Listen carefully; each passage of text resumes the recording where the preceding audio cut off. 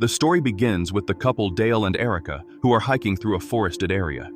Erica doesn't like waking up early and complains the whole time, in addition to suspecting that Dale is lost. He denies this suspicion and insists on the outing, saying that in the city they can never enjoy nature. However, he himself starts to find the total silence strange and notices that there is not even the sound of birds. When Erica steps away for a moment, he takes the opportunity to check the map and then realizes that his foot is on something disgusting. He is horrified to see a hideous tangle of bones and entrails, apparently from animals, right in front of him. Erica is also startled by this, and he calls the authorities, informing them that there must have been an accident nearby. It is then that both notice something moving towards them, accompanied by the sound of hooves at high speed. The couple runs in the opposite direction, unable to see what they are fleeing from, until Erica runs into a tree. Luckily, the animal also seems to have an accident before reaching them and falls lifeless to the ground, just a few meters away. Dale discovers it was a deer and sees that it was already quite injured before this collision, as if it had been attacked by something. When the sound of the birds is finally heard, they flap their wings frantically, and there are so many that the sky seems to darken. We then meet Richard Vineyard, who is going camping with his family, although he is the only one excited about the outing. His son Danny is upset because he doesn't want to travel without his dog Oscar, who has been missing for a week. Sadie is his teenage daughter who doesn't really like eco-outings and also teases Cynthia, Richard's wife. Cynthia herself questions his decision to impose this trip on everyone, doubting that it will help improve the mood. Even so, she makes an effort to cooperate and comforts Danny, saying that the neighbor can take care of Oscar for a few days if the dog returns well now. Excited about the idea, he goes to pack the food bowls while Sadie finally says goodbye to her friend, who is actually eyeing Richard. The Vineyards hit the road on Friday morning and soon arrive at Pinewoods Park in New Jersey. The place is special for Richard, as his grandfather used to take the whole family to the park when they came from England. According to the camping brochures, that area was the scene of many conflicts between the Lenni Lenape tribes, and the only thing that united them was the fear they had of a mythical being known as the Jersey Devil. Seeing Danny's terrified expression, Richard quickly says that all of that is just a legend. He also begins to get annoyed, seeing that everyone is on their cell phones, and decides to ban electronics during the outing. Sadie gets furious about this and starts to complain, but the argument is interrupted by a deer that suddenly appears in the middle of the road. Richard ends up hitting it and is shaken by what he sees when he goes out to check, as it is clear that something horrible happened to that animal before it collided with him. A series of noises begin to come from behind the bushes around him, alarming Richard, but he can't see what it is. Disobeying his orders, Sadie gets out of the car to have a look as well and is shaken by the scene. A little later, the family arrives at the parking lot and a guard named Bob greets them, explaining the general rules.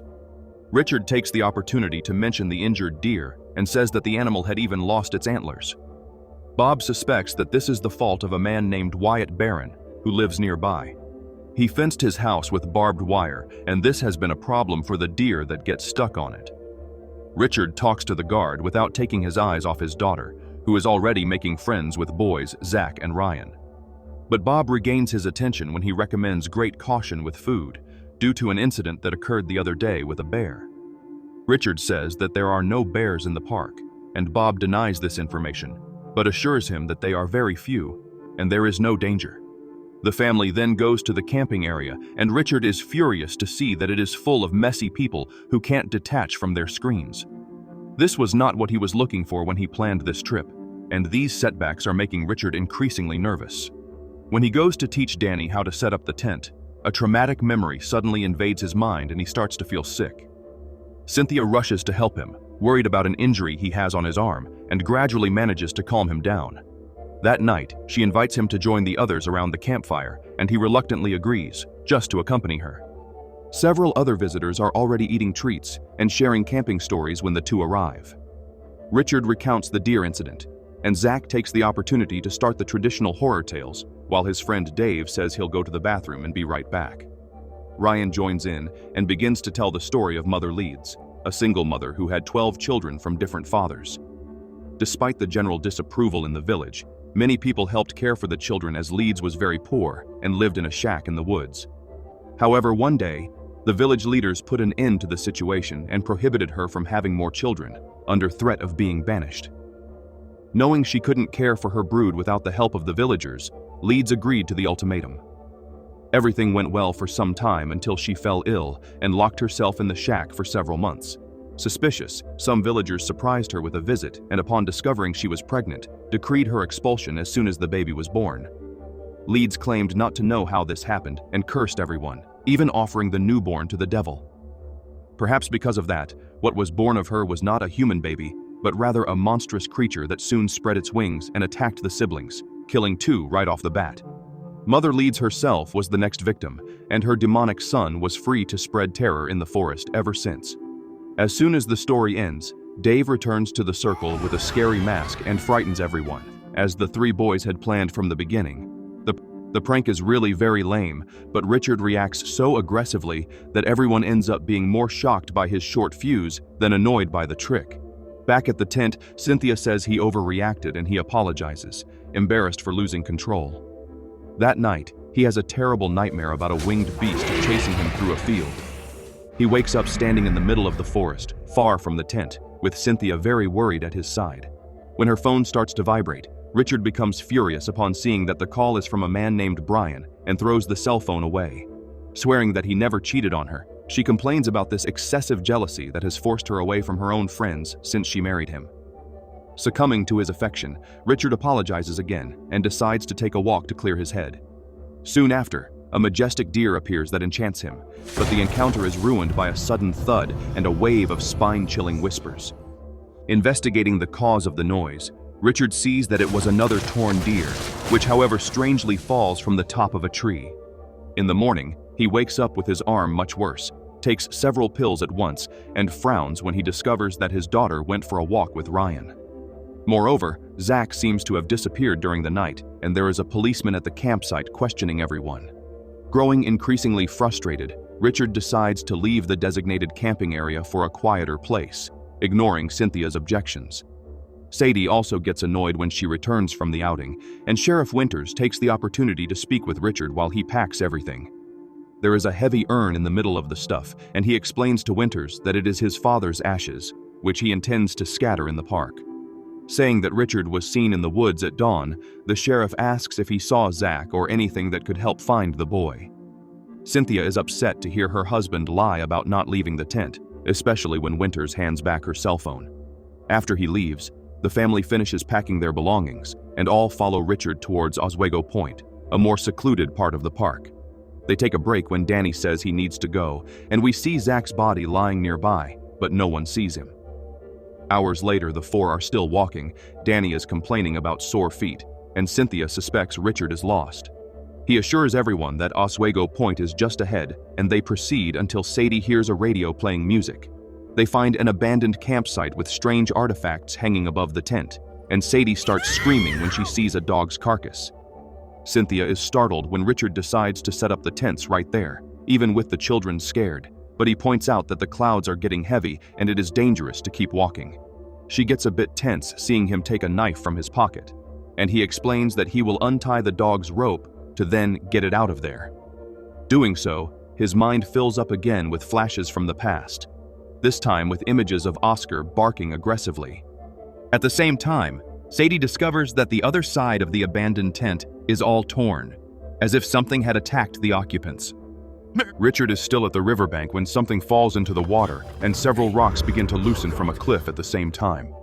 Already very disturbed, he gets even more agitated with each scare until Ryan appears out of nowhere. He says that Sadie explained the way by message, as the 2 are planning to take a walk, which makes Richard very angry.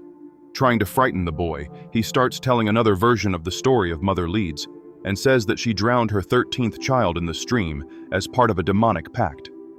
Someone saw her and tried to prevent the tragedy, but the baby disappeared from the water before being saved. Then Richard reveals that, on one of his childhood outings in this park, he thought he saw the terrible creature himself. The storm starts, and Cynthia is reading to Danny when she hears a commotion in the other tent. Richard is emptying Sadie's bag in the mud to confiscate the cell phone, and even pushes the girl hard due to how out of control he is. Losing her patience, Cynthia pressures him to tell her what is going on, and he confesses that he is seeing things. Furthermore, his arm is getting worse, and he seems to have a fever. Cynthia then says that they need to leave as soon as the rain passes and that she will take him to a hospital. She also returns the cell phone to Sadie, but she says that Ryan is not answering her calls. Richard finds a notebook with macabre drawings in the abandoned tent, and Cynthia scolds him for messing with other people's things, but that is nothing compared to the confession he makes next. He says that he sacrificed Oscar without anyone knowing, since the dog had been acting aggressively for almost a month and even bit him. Cynthia realizes that the injury on his arm is from that bite, and as a nurse, she begins to suspect that Oscar passed rabies to him. The rain only stops when it is already too dark for walking, so the family is forced to camp for another night. Sadie thinks it is very strange to be ignored by her crush and tells her stepmother that she will try to look for him, promising not to stray too far. Still trying Ryan's number, she hears his cell phone ringing and even sees the screen light up in the distance, but something jumps almost on top of her in the middle of the way. Screaming, she runs back to the tents and asks Cynthia for help, who tries to call someone unsuccessfully. Seeing that Richard is very ill, she tries to get him to take a sleeping medication, but he slaps the water away, always swinging between aggression and regret. Cynthia decides to spend the night in the children's tent, promising that they will leave there when the sun rises. Richard sleeps very badly, and his nightmares intertwine with reality in a chilling vision, where the forest is covered in fog, and the feared monster appears behind him. Hearing his scream, Cynthia leaves the tent, and we see that the woods are indeed under dense fog. She finds him lying on the ground, trembling and saying he saw the devil. No matter how much she says this is the effect of the illness, he insists that it was a real encounter, which only terrifies her even more. With no choice, she tells the children the truth about Oscar and explains that their father needs to be taken to the emergency room as soon as possible. They pack everything quickly, and Richard also tries to cooperate, following the rest with a lot of effort. Then Cynthia manages to call for emergency help and tries to explain where they are, but then she hears Danny's scream. She and Cynthia panic upon realizing that the other two are no longer there. The two start calling them, and they are shocked to stumble upon what is left of Ryan. The phone starts ringing, and Sheriff Winters says that the center passed on the message. Cynthia does everything she can to communicate clearly, despite her despair, and informs that there is a body in the woods. Seeing the father's knife lying on the ground, Sadie starts crying and asks Cynthia if he could have done this.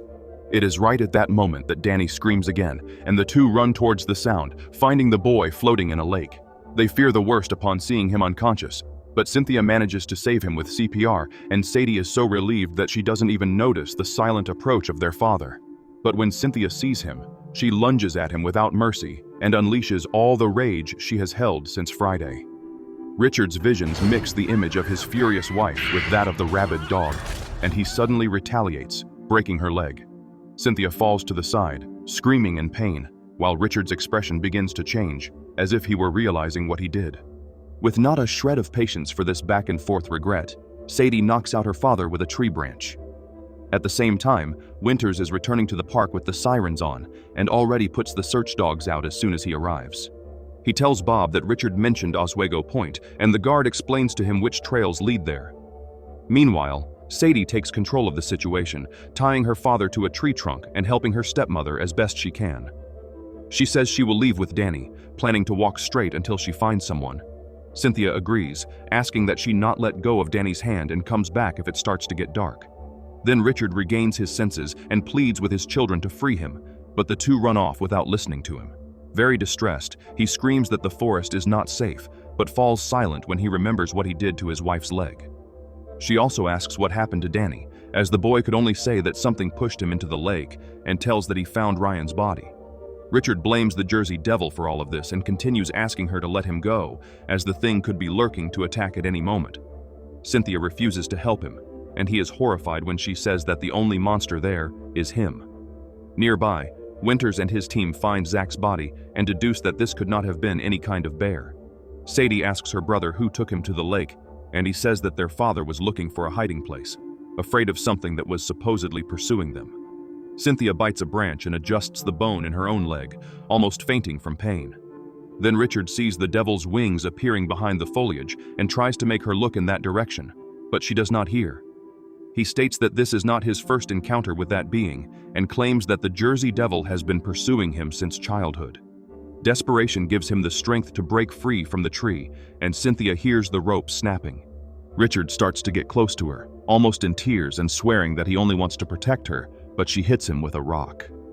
Sadie is still running through the forest with her brother when she trips and hurts her leg. When she gets up, she calls Danny to keep walking, but sees that he is almost hypnotized, staring fixedly at a point in the woods. She becomes terrified when the leaves start to move and a fierce roar gets louder and louder. The animal is a wild feline, and Sadie tells Danny to stay still, hoping that will save them. But what really saves them is the shot from a rifle, as a lone hunter was passing by and decided to help the siblings. Upon finding Ryan's remains, along with Richard's knife, Winters orders the entire park to be closed and evacuates all active camps at the moment. Richard is still unconscious after Cynthia's blow, who tries to stand up with difficulty when a shadow suddenly looms over her. The police are already at the abandoned campsite at this moment and thus hear her scream. Sadie also hears it and goes back there with her brother and the hunter, finding Richard already awake but still having confusing visions. She asks her father where their stepmother is, and he replies that he doesn't know. But soon, Cynthia appears crawling and more injured than before. Facing this scene, the hunter realizes that Richard is the villain of the story and immediately points his gun at him.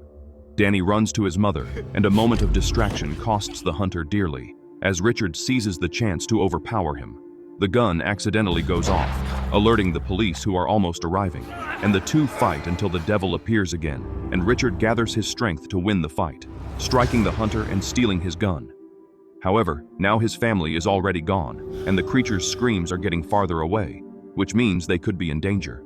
Now both Richard and the police are searching the woods to find Cynthia and the children, who are practically crawling. Richard finds them first, and Sadie is shocked to find herself in the crosshairs of the rifle. But it is then that Cynthia looks to the side and sees two clawed feet. Sadie also hears the screams when she stops screaming and slowly turns her back, incredulous to see the Jersey Devil right behind her.